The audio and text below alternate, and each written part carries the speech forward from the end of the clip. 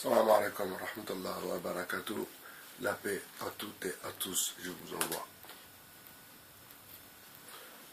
Après avoir regardé comme beaucoup les vidéos de la fille qui est en train de vouloir détruire Masta, j'ai regardé aussi le clip de cette jeune fille, d'ailleurs pas très reluisant, n'est-ce pas? Et pour clôturer, et justement pour que mes paroles aient un peu d'impact, clôturer le clip de Masta, donc il y a quelques années. Vous savez, un homme peut faire son repenti. Il est même conseillé de faire son repenti à chaque prière. Si tu peux faire la prière du repenti, c'est très très bien. Donc, on ne peut pas condamner un jeune homme qui, il y a quelques années, pensait faire une carrière dans le rap, était dans le game. Et puis, voilà, pendant le clip, on voit qu'il boit de l'alcool, machin, les plaisirs de la vie. Mais bon, vous n'êtes pas à sa place personnellement à ce moment-là. C'est-à-dire, lui, il a des enfants, il cherche, il cherche pour comment gratter de l'oseille pour faire vivre sa famille. Mais, vous avez bien vu, c'est pas une histoire qu'il n'a pas percé. C'est qu'il a vu que c'était pas son délire, tout simplement. Donc il a abandonné le rap. Sinon, il n'aurait pas lâché. Et il n'aurait pas lâché, il y en a beaucoup qui ne lâchent pas l'affaire tant qu'ils n'ont pas réussi. Et puis le connaissant, il aurait pu trouver et avoir un peu d'appui et puis lancer quelque chose. Ça aurait été quelque chose de possible. Enfin bref, ça n'a pas fonctionné. Pourquoi ça n'a pas fonctionné? Parce que ça ne marchait pas? Non. Non.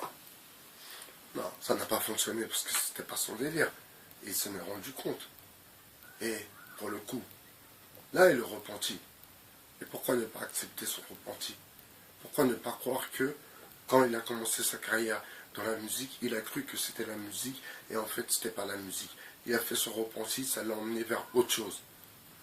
Il a essayé cette autre chose. Faire des vidéos de décrypter les rappeurs. Oui, mais bien sûr, il a des enfants, il faut qu'ils vivent. Bien sûr, bien sûr. Alors ensuite, c'est quoi le problème? Le critiquer parce que oui, il met un peu la religion dans ses vidéos, d'accord. Combien de personnes font encore pire que ça? Écoutez un peu les imams de la République, ce qu'ils peuvent dire, ce qu'ils peuvent faire.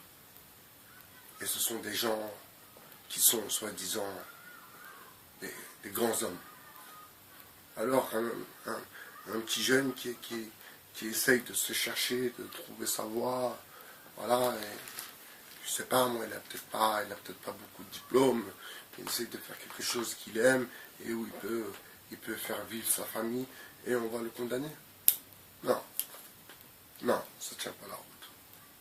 Ensuite, la demoiselle, elle, avec ce que je peux entendre, ce que je peux comprendre, mais ce que je n'admets pas, c'est comment... non, elle aurait dû faire autrement, mais pas comme ça. Pas comme ça. D'ailleurs, elle m'en dira plus. Voilà, on doit accepter aussi le repenti d'un homme. On doit l'accepter. Et pas condamner son passé, comme beaucoup de gens font, malheureusement. Ils condamnent un homme sans le connaître, parce que peut-être il a quelques cicatrices sur la figure, ou peut-être que la vie n'a pas été dure pour lui. On va le condamner sans le connaître.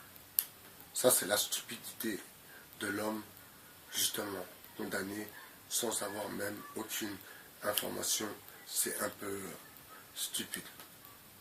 Donc, soyez clairvoyants. De toute façon, les masques tombent.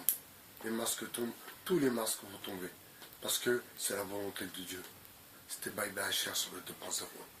Ciao.